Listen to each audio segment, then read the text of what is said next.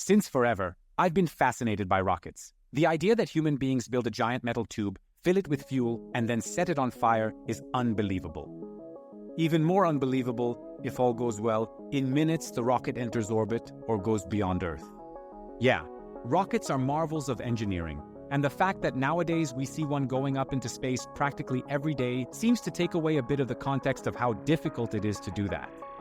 We've even reached the point where, yes, rockets can go in reverse. It's only when a rocket explodes during takeoff that we're brought back to the reality that getting to space is hard. Let me tell you about the context of this video. Recently, I spent more time than I should have playing a game called Kerbal Space Program 2. The goal of this game is to build rockets to complete space missions, and you can be as creative as you want. I circled Earth, I landed on Mars, I sent probes to the edges of the solar system, and like any good Kerbal player, I also blew up many rockets on launch.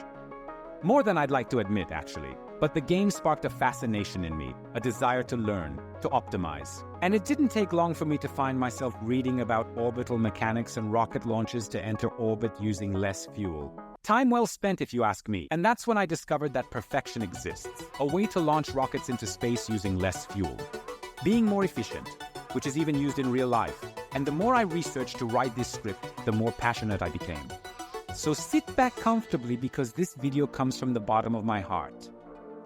But to grasp what this video means, we need to discuss orbits. Hey, Pedro here.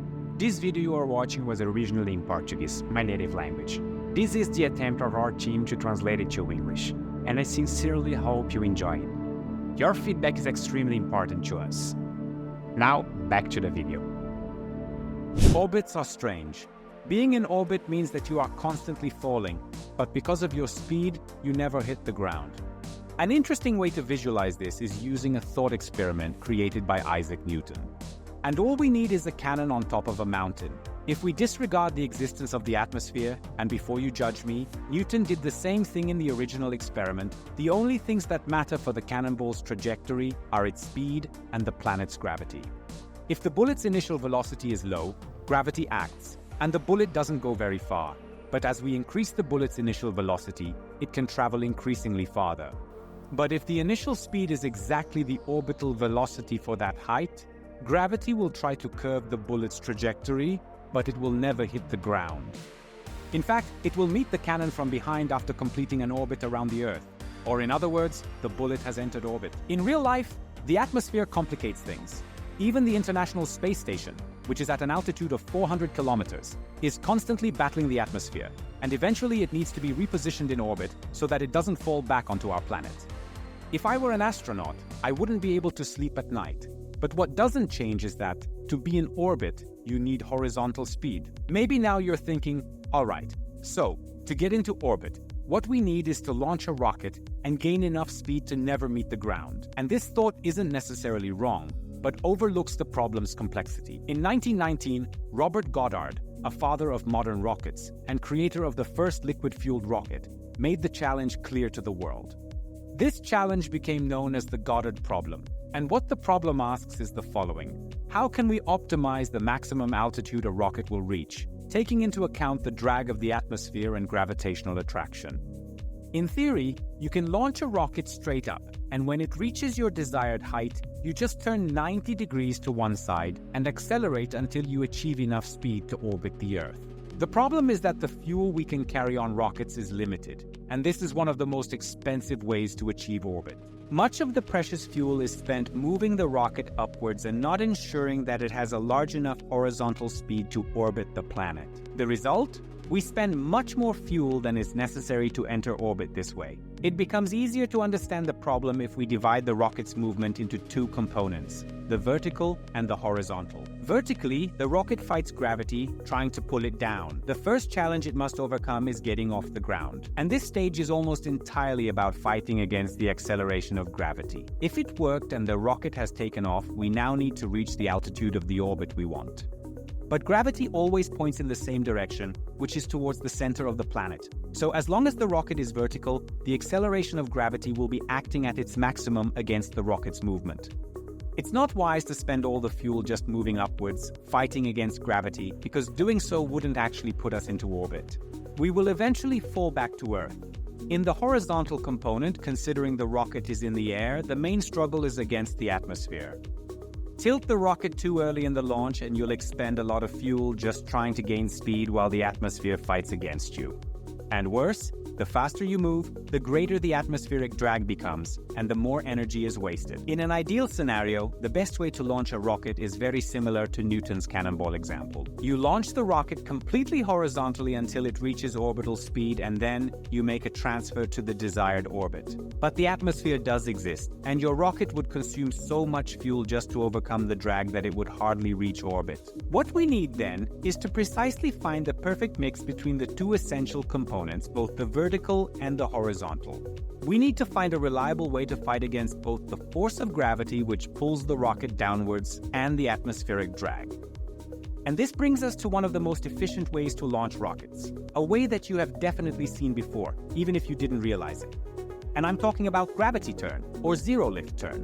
Why do rockets curve during launch? A quick search on Google will reveal that it's because they need to reach a certain height for orbit with a sufficiently large horizontal speed. But even though it's correct, this answer doesn't fully explain. One of the most beautiful hidden details in rocket engineering and launching was overlooked. As I explained just now, during launch, a rocket battles against two major opponents: gravity, which tries to pull it back to the ground, and the atmosphere, which tries to slow its progress. Or, in the worst case, destroy the rocket. To solve Goddard's problem, several solutions were proposed. One approach was to launch the rocket vertically, ascend to a height where the atmosphere was no longer so dense, and then tilt the rocket so that acceleration would begin to provide the much-needed horizontal speed. The problem is that tilting a rocket consumes fuel, and if the maneuver is not calculated, a precious part of it is spent ascending when it could contribute to the rocket's horizontal speed. We can't forget that in real life, spending fuel inefficiently means carrying less payload and as a direct consequence leads to more expensive launches. But then, how can we make a launch more efficient? The answer is by utilizing one of our natural adversaries to our advantage: gravity. The result is the so-called gravity turn, and it optimizes fuel consumption and makes the entire launch more efficient. The idea is to let gravity itself guide the rocket, and if that sounds like a paradox, just hang on and it will make sense. Shortly after launch, while the rocket is still vertical, gravity fights against acceleration. This means that we are wasting energy that could be used to gain horizontal speed, which is what we need to reach orbit. It's now, just seconds after takeoff, the magic happens. The rocket uses its engines to tilt its trajectory, or in technical terms, changes its pitch angle, resulting in the curve we see in this image.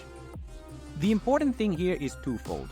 The first is that this inclination is minimal. It's just enough to take the rocket off the vertical. And the second is that this maneuver needs to be done when the speed is still low, or the atmospheric drag can ruin everything, literally. This is where gravity begins to take effect. The orientation of the rocket and the direction of gravitational acceleration will be misaligned. And this will cause the rocket to gradually change its orientation over time. Bit by bit, as the rocket accelerates, gravity will pull its orientation downward, getting closer and closer to horizontal. No human or computer control is ever used to adjust the rocket's orientation. It's purely gravity. And what's most amazing is that throughout the entire journey, the rocket's orientation will be the same as its trajectory. And this might seem like a not so important detail, but it could be the difference between a launch that succeeds and one that ends disastrously. Atmospheric drag increases as speed increases, and this is true for any object in the atmosphere. Move your hand now, do it like this. You won't have much difficulty. Now compare that sensation with the feeling you've probably already experienced of sticking your hand out of a moving car. You'll feel the atmosphere's drag against your hand. Rocket aerodynamics are designed with the understanding they'll be oriented in the same direction they move, illustrating this principle. And that's the same as saying that the angle of attack is zero. This is important. The rocket's angle of attack is the angle between the direction of movement and the orientation. If the angle of attack is not zero, more drag from the atmosphere will affect the rocket, literally acting as brakes. And then, we will need to spend more energy to achieve the same movement. The ideal is always to burn fuel in the same orientation as the direction of movement, because this way we ensure that it has the highest possible efficiency, which ultimately means spending less fuel to achieve the speed we need to reach orbit. So much so, in real life, launches strive to keep the rocket's angle of attack as near to zero as possible. If we do everything correctly, the gravitational curve will gradually change the rocket's orientation until it becomes horizontal when it reaches the necessary height to enter orbit. Congratulations, you've made it to space. Enjoy the view. So in summary, using gravity itself to change the orientation of a rocket has two main advantages. The first is that the only time fuel is used to change the rocket's orientation is during the initial pitch, when we give that push to make the rocket slightly incline. In other words, more left for what really matters, ensuring rocket reaches high enough and has enough speed to enter orbit. And the second advantage is that keeping the rocket aligned with the direction of movement reduces atmospheric drag, which also causes us to lose energy and use fuel less efficiently. During gravity turn, it is gravity itself that is changing the rocket's orientation. In other words, even though its orientation changes all the time, it is always aligned with the direction in which it is moving. Currently, not every rocket uses the gravity turn during launch. Their trajectory might seem like a gravity turn, but with modern guidance systems, it's possible to find optimized trajectories, making each launch more efficient, regardless of the rocket's size, shape, or mass.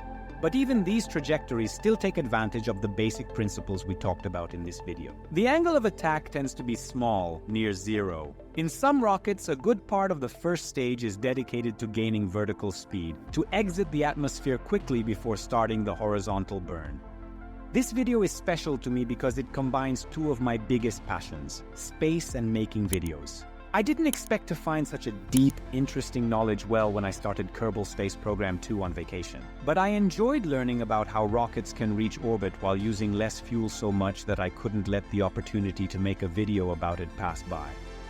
If you stop to think about it, this video is like a thesis of my recent hobby. I hope that new knowledge also comes to you from the most unexpected places. That's what makes life interesting, right? I really enjoyed learning this. I hope you did too.